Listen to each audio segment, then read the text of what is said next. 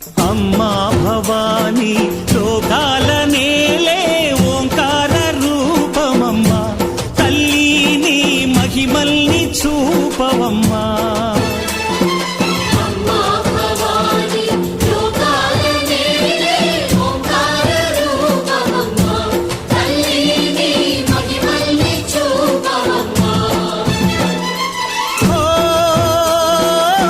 సృష్టికే దీపమా, శక్తికే మూలమా, సింహరథమే నీదమ్మా.